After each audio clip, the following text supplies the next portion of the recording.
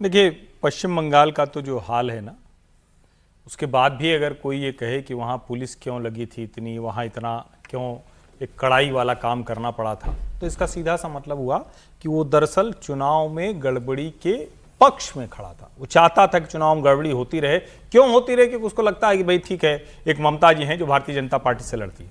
यानी इसका मतलब कि उसके मन में लोकतंत्र नहीं है, उसके मन में भाजपा विरोध है, जिसकी वजह से ये सारी बातें कर रहा था।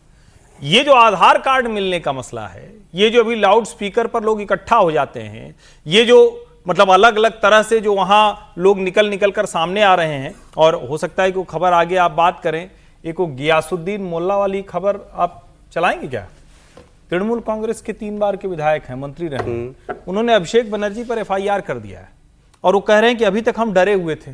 तृणमूल कांग्रेस के 3 बार के विधायक गियासुद्दीन मोल्ला, मुझे ठीक नाम अगर याद आ रहा है वो यही होगा, उन्होंने अभिषेक बनर्जी तृणमूल कांग्रेस के महासचिव और लोकसभा सांसद के खिलाफ FIR कराई है और कह रहे हैं कि हमारे ऊपर बड़ा टॉर्चर हुआ है, हमारे कार्यकर्ता को पकड़ के पिटवाया गया, ये सारे काम किए। अच्छा, अब आप आधार मिलने से जोड़ लीजिए। इसमें एक खबर बता दूं बस, वीरभूम इलाके में भी किरनाहार में बड़ी संख्या में वोटर कार्ड मिले हैं।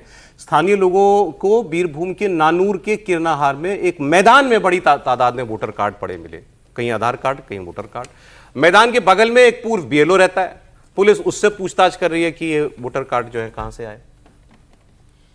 उद्योग खड़ा कर लिया। एक बार सर उनको जाना है तो मुझे लगता है कि पूरा एक उद्योग TMC ने खड़ा कर लिया था, आधार कार्ड बनाने का। वहां पर जिस तरीके से एक उद्योग के रूप में इसको परिवर्तित कर दिया था, और जो वोटर कटे वो TMC के ऐसे ही बनाए हुए वोटर कटे थे, जिस तरीके से TMC ने जो मिल रहा है सारा।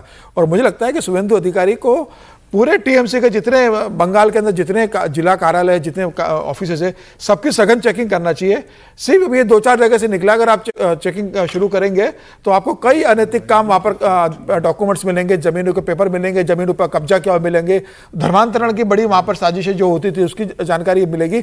मुझे लग रहा है अभी शुरुआत हुई, अभी तो शुभेंदु अधिकारी मुख्यमंत्री बने हैं, अभी वो इसकी ओर ध्यान देंगे तो तमाम अभी इस तरीके से बातें बाहर आने वाली है जो TMC नहीं किया। और इसलिए ममता बनर्जी जब होता है SIR की प्रक्रिया होती है तो ममता बनर्जी क्यों सुप्रीम कोर्ट चले जाती है काला कोट पहन के? क्यों ममता बनर्जी इतना उसको लेकर नाराज होती है?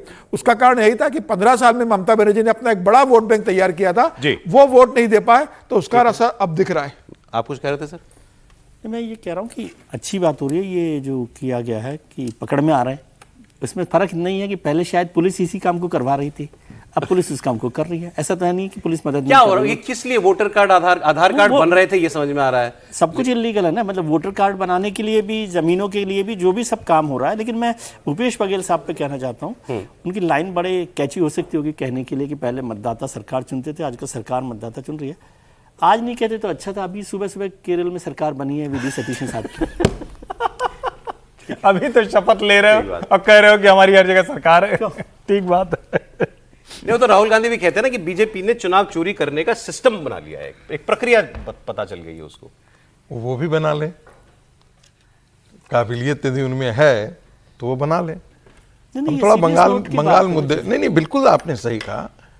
अरे भाई, जितने भी आप लिटरेचर पढ़ते हैं, पॉलिटिकल लिटरेचर पढ़ते हैं उस समय के जब 52 ऑनवर्ड चुनाव के, तो क्या बूथ लूट करके नहीं हुआ करते थे? इंटरमीडिएरी फोर्सेस हम लोग पढ़ाते हैं क्लास में, जमींदार लोग तय करते थे, हाँ भाई कहाँ किसको वोट करना है, इनको जाकर के वोट कर देना, उन्हीं को वोट, मालिक किससे वोट करना है।